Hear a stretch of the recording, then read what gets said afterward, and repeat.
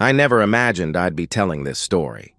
Not because I'm ashamed of what I did, God knows I'm not, but because I genuinely believed I'd built something unbreakable 5 years of marriage.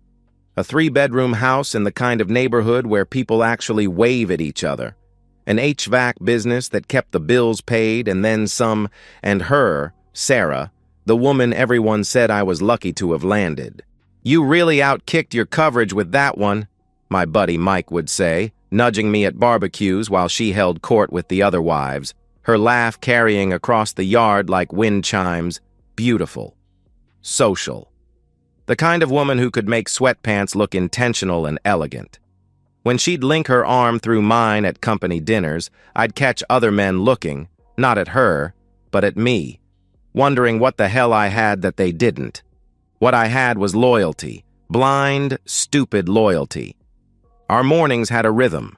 I'd be up at 5:30, showering quietly while she slept diagonal across our king-size bed, taking up space like she owned it, which I suppose she thought she did. Coffee, toast, maybe a glance at her sleeping form before heading out for another 10-hour day crawling through dusty attics and cramped basements. She'd text me around noon, usually something sweet. "Missing you. Can't wait for dinner." Little hearts and kiss emojis that made the sweat and grime worth it. She stayed home. Her choice. "I want to make our house a home," she'd told me before the wedding, her eyes bright with what I thought was sincerity. And for a while, she did. Dinner was usually ready when I got home. The house smelled like vanilla candles, and whatever she'd been baking, we'd eat together, talk about nothing important, then settle into the couch for whatever show we were binging. But somewhere around year 3, things shifted. Not dramatically, just enough to notice if you were paying attention. Her errands started taking longer. The grocery store became a 3-hour expedition. Target turned into an all-day event. She joined a gym but never seemed to sweat when she came home. Started showering the moment she walked in the door, even if she'd just been at her sister's. The phone was the first real red flag I ignored. She used to leave it anywhere.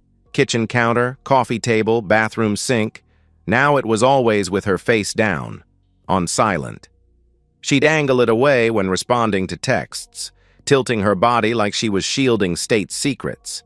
When it rang, she'd glance at the screen and silence it. "Spam," she'd say, but spam doesn't make you smile like that. I told myself I was being paranoid. This is what happens when you work too much, when you're tired, when you start seeing problems that aren't there. Every marriage has phases.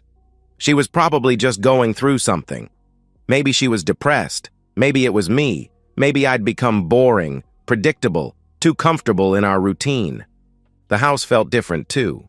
Our bedroom, the sanctuary I'd painted her favorite shade of blue, started feeling like a hotel room. She'd reorganized everything, moved things around for no reason. New throw pillows appeared that I wasn't allowed to actually use. A new perfume materialized on her dresser, something floral and foreign that made my nose itch. When I asked about it, she said, "Mom gave it to me last year. Just started using it." But her mom had been dead for 2 years and we both knew it. Then came that night in October. I'd finished a job early, a simple AC repair that the customer had made sound like a 5-alarm emergency. Instead of grabbing a beer with the guys, I decided to surprise her. Maybe we'd order Chinese, watch a movie, remember why we'd fallen in love in the first place. I walked in through the garage, quietly, not wanting to startle her. That's when I heard her voice floating from the kitchen, low, intimate, punctuated by these little giggles I hadn't heard in months. The kind of laugh that comes from your belly, the kind you can't fake. She was whispering, but the tone was unmistakable. Flirting.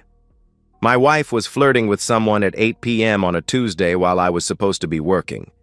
I stood in the hallway, my work boots still on, tool bag still in my hand, listening to my wife talk to someone the way she used to talk to me. When I finally walked into the kitchen, she spun around, phone clutched to her chest like armor.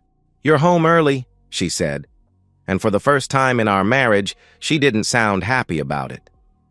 That night was the first time I wondered who was she laughing for, because it sure as hell wasn't me. After that night in the kitchen, I became a detective in my own home. Not consciously at first, just noticing things. The way she'd tense up when my truck pulled into the driveway, how she started doing laundry obsessively, sometimes running the washer for a single shirt, the new password on her laptop. For security, she explained when I asked, like we'd ever worried about security before. Her girls' nights multiplied, Wednesdays with Jennifer, Fridays with her book club, though she never seemed to be reading anything. Saturday brunches that stretched into dinners. When I asked to join once, just to be social, she looked at me like I'd suggested burning the house down. "It's girls only, babe. You'd be bored," she said with a forced smile. I started keeping track of the inconsistencies. Said she was at Target but came home with Walmart bags. Claimed she was at her sister's, but her sister called looking for her. The mileage on her car didn't match her stories, 40 miles for a trip to the gym that was 3 miles away. When I mentioned it casually, she had an answer ready. "I went for a drive after. Needed to clear my head." "Is that a crime?" She shot back defensively. Everything became a fight. "Why are you questioning me?" she'd demand. "Don't you trust me? Are you really going to be one of those controlling husbands?" She'd turn it around on me, make me feel like the crazy one. "You're working too much," she'd say, rubbing my shoulders while I sat at the kitchen table, staring at credit card statements I didn't recognize. "You're stressed. You're seeing things that aren't there." But I wasn't imagining the new lingerie in her drawer, tags removed but never worn for me. I wasn't imagining the unfamiliar men's hoodie in our laundry that she claimed belonged to the neighbor's kid who left it by our fence when he was playing basketball. We didn't have a basketball hoop. The neighbor's kid was 7 years old. The hoodie was an extra large. She started locking doors. The bedroom door when she changed, something she'd never done in 5 years. The bathroom door when she showered, even when I wasn't home. I'd noticed the lock was turned when I'd return. She'd sleep on the edge of the bed, curled away from me like I was contaminated. When I'd reach for her, she'd flinch. "I'm just tired," became her constant refrain.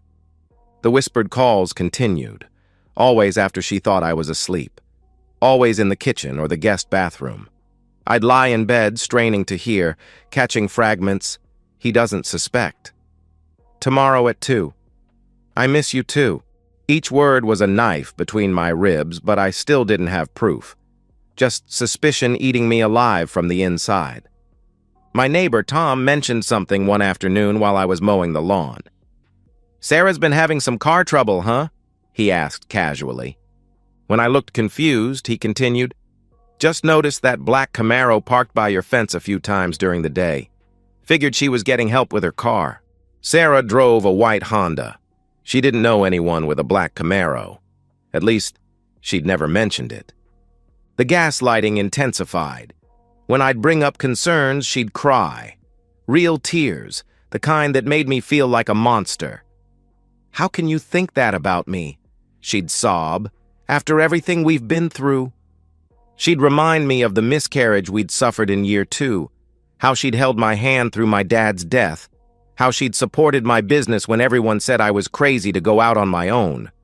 She weaponized our history against my instincts. The cologne was the breaking point. She came home from book club on a Thursday night, sliding into bed at 11:30, thinking I was asleep. But I was wide awake, and I could smell him on her. Not just cologne, though that was there, something expensive and woody that I'd never wear, but the scent of another person. Sweat that wasn't hers, intimacy that wasn't ours. She showered immediately the next morning, but the evidence was already seared into my memory. Her hair had been wrong. Her lipstick smudged, despite claiming she'd removed it hours ago. A small bruise on her neck that she'd cover with concealer, thinking I wouldn't notice. I lay there that night, staring at the ceiling, listening to her breathe, and realized I was sharing a bed with a stranger. The woman I'd married was gone, replaced by this creature who lied as easily as she breathed, who could look me in the eyes over breakfast and tell me she loved me while another man's scent still lingered in her hair. That smell wasn't mine. And in that moment, I knew. I needed evidence. Not guesses. Evidence. I bought the cameras online during my lunch break, sitting in my truck outside a Wendy's, my hands surprisingly steady as I clicked Add to Cart. 3 units small, discreet. The kind that looked like everyday objects, a phone charger, a smoke detector, a clock radio, express shipping. They'd arrive while Sarah was at her sister's on Wednesday. Installing them felt like betraying everything I believed about marriage, but she'd already burned those beliefs to ash. I placed one in our bedroom, disguised as the new alarm clock I told her I'd bought, because the old one kept losing time. One went in the hallway, tucked into an air vent I'd been meaning to fix for months. The last one covered the garage entrance. If someone was coming into my house, I'd know exactly when and how. The first few days of footage were mundane torture. Hours of Sarah doing nothing, scrolling through her phone on the couch, dancing alone in the bedroom to music I couldn't hear, taking naps in the middle of the day. Part of me hoped I'd been wrong, that I'd wasted $300 on cameras that would only prove my paranoia. Then Thursday came. She kissed me goodbye that morning, tasting like coffee and lies. "Grocery shopping today," she announced. "Maybe Home Depot for those bathroom fixtures you wanted me to look at." She was wearing ratty sweatpants and one of my old work shirts, hair in a messy bun, no makeup. The uniform of a wife running errands. I was under a house in Riverside, sweat dripping into my eyes, when my phone buzzed with the motion alert. 10:47 a.m. garage entrance. I couldn't check it immediately. Mrs. Thomas was hovering, asking about her ductwork, but my mind was already racing. At lunch, I sat in my truck and opened the app with trembling fingers. There she was, coming through the garage, but not alone. A man followed her, tall, athletic, wearing a black hoodie despite the 70-degree weather. She was laughing, pulling him by the hand like a teenager sneaking her boyfriend inside while her parents were at work. The hallway camera caught them next, his hands on her waist, her fingers in his hair, the desperate, hungry way they kissed against the wall where our wedding photos hung. I watched my wife, lead another man toward our bedroom with the enthusiasm she hadn't shown me in months. The bedroom camera captured everything. I'll spare you the details, but I watched it all. Every second, every betrayal, every position, every whispered endearment that should have been mine. They were on my bed, on the sheets I'd bought, in the room I'd painted her favorite color, under the ceiling fan I'd installed on our anniversary. The audio was the worst part. Not the physical sounds. Those just made me nauseous. It was their conversation afterward, as they lay tangled in sheets I'd be burning later. She told him about me, mocked me, called me predictable and boring and too trusting. She laughed about how I had no idea, how I was too busy playing with pipes and wires to notice what was happening in my own house. "What if he finds out?" the man asked, and I could hear concern in his voice. Not guilt, just self-preservation. "He won't," Sarah replied with absolute confidence. "He's working until 9 tonight. Besides, even if he suspected something, he'd never actually do anything about it. He's too nice, too afraid of being alone." They made plans for Saturday. Same time. "He's working overtime again," she told him. "We'll have all afternoon." I sat in my truck until the video ended, until they'd dressed and he'd left, until she'd stripped the bed and started the washer. Then I threw up in the parking lot of a Burger King, heaving until there was nothing left but bile and rage. But rage wasn't useful. Not yet. Rage made you stupid, made you reactive, made you lose in court. What I needed was calculation. Planning I needed to be the husband she thought I was, predictable and boring, right up until the moment I wasn't. I went back to work, finished Mrs. Thomas's ductwork, smiled, made small talk, collected my check, went home that night and kissed my wife hello, pretending not to notice that she'd changed the sheets, that she'd lit candles to cover the smell, that she'd cooked my favorite meal out of guilt she probably didn't even fully feel. "How was your day?" she asked over dinner. "Long," I replied, cutting into the steak she'd made. Mrs. Thomas's ductwork was a nightmare. Traffic on the 405 was brutal. "Poor baby," she cooed, reaching over to squeeze my hand. The same hand that had been all over another man 6 hours earlier. That night, as she slept beside me, freshly showered, wearing the pajamas I'd bought her last Christmas, I stared at the ceiling and planned Saturday. She thought I'd be working. She thought I'd be gone until 9. She thought she knew me. Saturday, 9 p.m. My house, my bed, their little secret. They had no idea I'd be waiting. Friday night, I told Sarah I'd picked up an emergency job for Saturday. "Mrs. Rodriguez, you remember her? Her whole system's down. She's got family coming in for a quinceañera, gonna be there most of the day, probably until late." I sold it perfectly. The frustrated sigh, the eye roll, the apology for ruining our weekend that we both knew we wouldn't have spent together anyway. Her eyes lit up, though she tried to hide it. "Oh, that's okay, babe," she responded, barely containing her excitement. "I'll probably just catch up on some reading. Maybe see if Jen wants to grab lunch." Jen was in Miami for her daughter's college tour. Sarah knew that. I knew that. We both stood there lying to each other's faces like it was the most natural thing in the world. Saturday morning, I left at 7, kissed her goodbye. She was still in bed, feigning sleep, but I could tell by her breathing she was awake. I drove to the 7-Eleven 2 blocks away and parked behind the building. Called Mrs. Rodriguez and told her I'd had a family emergency, would have to reschedule. She was understanding. I wasn't really listening. My neighbor, Derek, Tom's younger brother, good kid, went through a nasty divorce himself last year, was my eyes on the ground. I'd told him just enough. "I think Sarah's having an affair. I need to know when someone shows up at my house today." He didn't ask questions, just nodded with the grim understanding of a man who'd been there. "I got you, brother," he said simply. I spent the morning in my truck drinking coffee that turned cold, checking and rechecking the camera feeds. Sarah got up around 9, showered for 45 minutes, shaved everything judging by the time she spent, put on the lingerie I'd found in her drawer, did her hair and makeup like she was going to a wedding, then changed into casual clothes over it all, a performance of normalcy in case any neighbors saw her. At 10:35, Derek texted, "Black Camaro just pulled up." I watched on my phone as the garage door opened, watched him walk in like he owned the place, watched them embrace in my kitchen, her legs wrapping around him as he lifted her onto the counter where we ate breakfast every morning. I waited. Let them get comfortable. Let them make their way to the bedroom. Let them think they were safe. At 10:55, I drove home, parking right in my driveway. No sneaking, no subterfuge.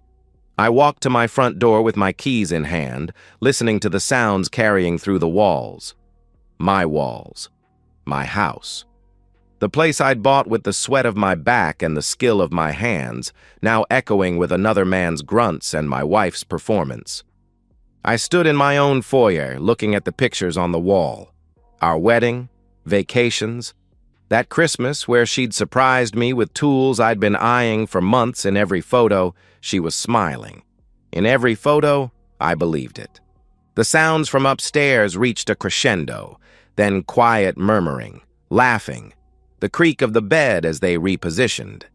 Round 2 was starting. I walked into the kitchen, grabbed a beer from the fridge, might as well, I'd paid for it, and sat at the kitchen table where Sarah had been wrapped around him 30 minutes ago.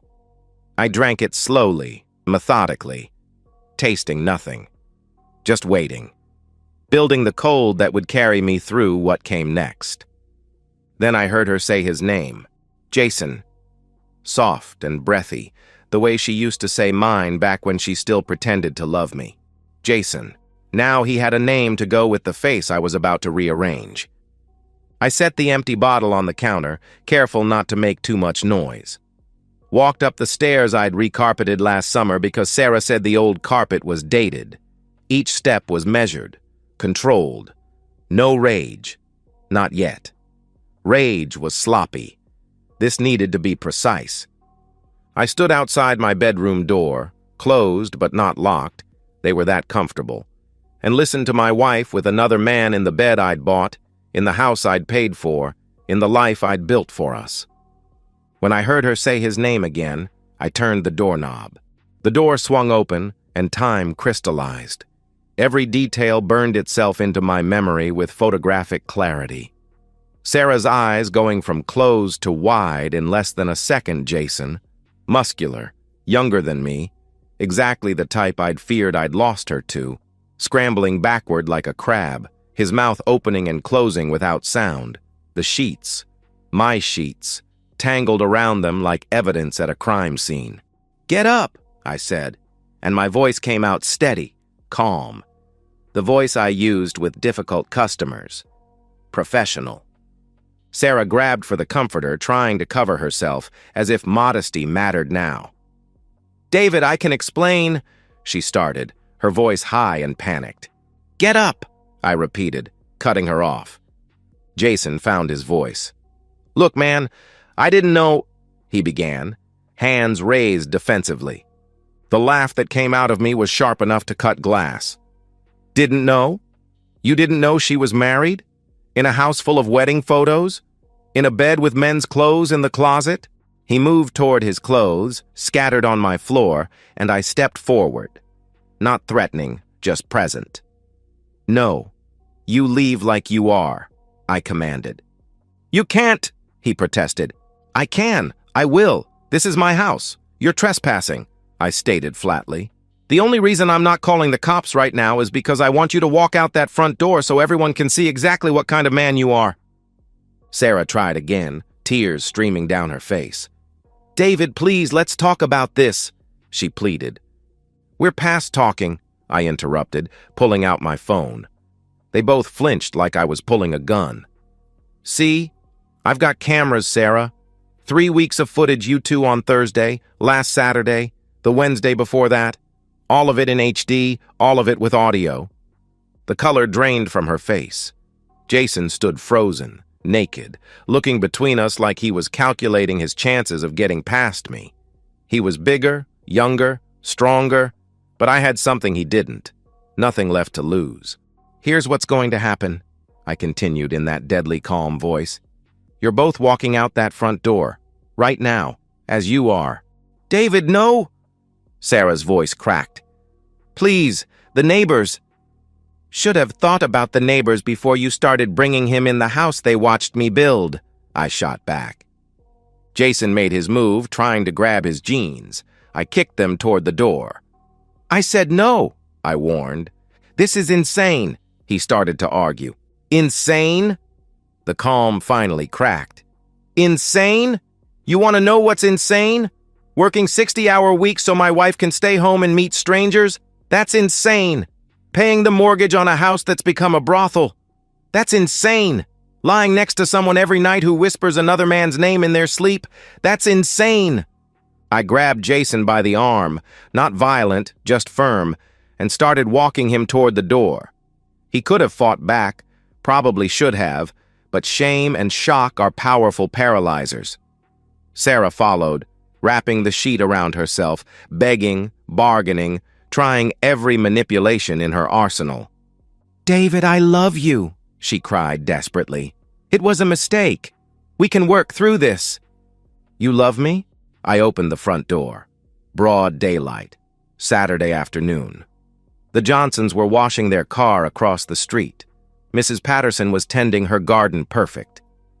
"You love me so much you were laughing about how stupid I am? How boring? How predictable?" I shoved Jason out first.